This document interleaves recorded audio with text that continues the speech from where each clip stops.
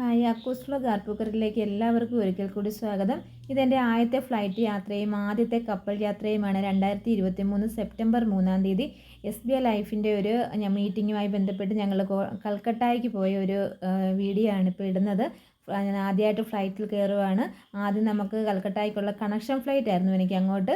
ആദ്യം നമ്മൾ നെടുമ്പാശ്ശേരിയിൽ നിന്ന് ഫ്ലൈറ്റ് കയറി ഹൈദരാബാദ് ഇറങ്ങി അവിടെ നിന്നായിരുന്നു കൽക്കട്ടയ്ക്കുള്ള യാത്ര.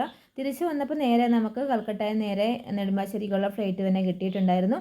ഞങ്ങൾ താമസിച്ചത് റോയൽ ITC ബംഗാൾ എന്ന് പറഞ്ഞാൽ കൊൽക്കട്ടയിലെ ഒരു വലിയൊരു ഹോട്ടലിലായിരുന്നു. ആ ഹോട്ടലിലാണ് ഈ കാണുന്നത്.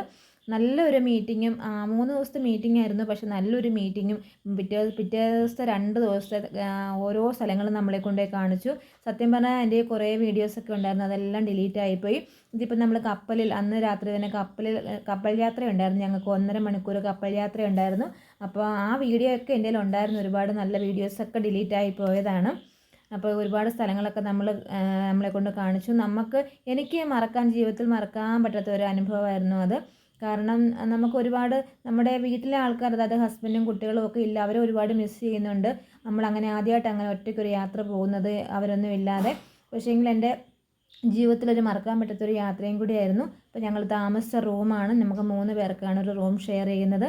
അതിൽ 2 റൂമാണ്, ഒരു റൂമല്ല, 2 അറ്റാച്ച്ഡ് റൂമാണ്. സൂപ്പർ റൂംസും കാര്യങ്ങളും എല്ലാം ആയിരുന്നു. ഇതിന് മുമ്പ് ഞാനൊരു ക്ലബ് മീറ്റിങ്ങിന് തിരുവനന്തപുരത്ത് പോയിട്ടുണ്ടായിരുന്നു. അപ്പോൾ ഉദയസമുദ്രയിൽ, പക്ഷേ അതിനേക്കാളും ഒക്കെ നല്ല മുറികളായിരുന്നു. ഉദയസമുദ്രയിൽ നല്ല സൂപ്പറായിരുന്നു, ട്രിവാൻഡ്രം കോവള ഉദയസമുദ്ര. പക്ഷേ അതിനേക്കാൾ സൂപ്പറാണ് ഈ കൊൽക്കട്ട വെസ്റ്റ് ബംഗാൾ റോയൽ ITCയിലെ.